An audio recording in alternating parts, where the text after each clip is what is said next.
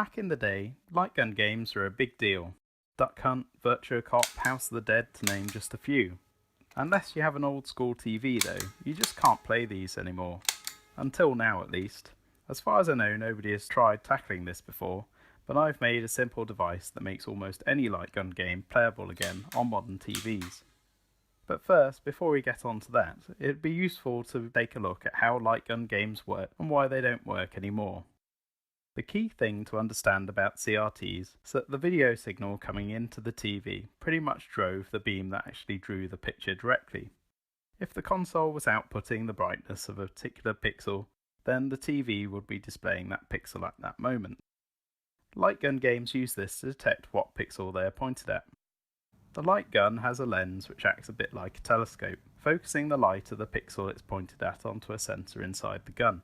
When you press the trigger on most light gun games, the screen flashes white. When the TV starts displaying the white pixel the gun is pointed at, the sensor detects the bright light and sends a signal back to the console. As the console knows what pixel it was currently outputting at the time, it now knows the pixel the light gun is pointed at. On new TVs this is completely broken. The whole frame is normally read in, processed, which adds even more delay, and then displayed almost at once. Therefore, when the light sensor detects the light and sends it back to the console, it's already much too late and the console has already assumed the shot was off screen. This is where my device comes in. The video signal coming out of the console gets split between the TV and my device. My device waits for a particular pixel, checks if it's bright and flashes an LED if it is. The LED gets inserted into the barrel of the gun, mimicking the flash of light on a CRT TV. This removes all the delay introduced by a TV because it's no longer involved. However, this doesn't solve the actual problem of knowing what pixel you are pointed at. Luckily for us though, Nintendo themselves already solved this for us. The Wii remotes, when combined with the sensor bar, are very good at determining where they are pointing. With a small bit of calibration, we can get a one-to-one mapping between where the Wiimote is pointing and the part of the screen we are aiming at. We just need to strap it to the side of the light gun.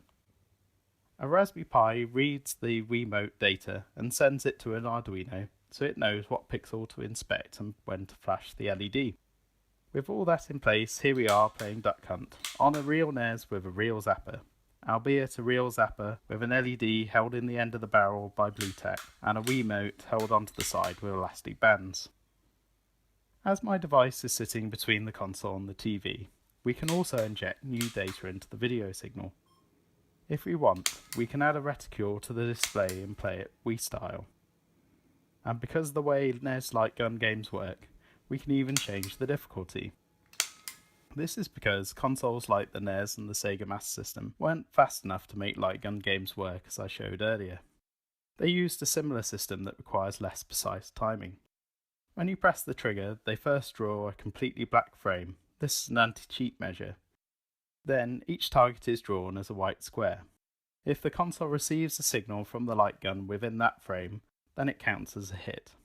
So for NES and Master System games, we can alter the difficulty by changing the radius at which we check for light. But this is not just a solution for playing 8-bit games. More up-to-date systems are also supported. By sticking the LED onto the end of a Virtua gun, we get to enjoy some classic Virtua Cop on the Sega Saturn, one of my favourite all-time light gun games. Or, if Virtua Cop isn't your bag, how about sticking it into a Dreamcast gun and playing some House of the Dead too? So there it is, a Raspberry Pi to interface with a Wiimote, an Arduino to sample at the right point in the frame, and a small bit of analog circuitry to read the video signal is all it took to resurrect several generations of retro light gun games. If you want to know more, I'll post everything up on GitHub like normal. I hope you enjoyed the video.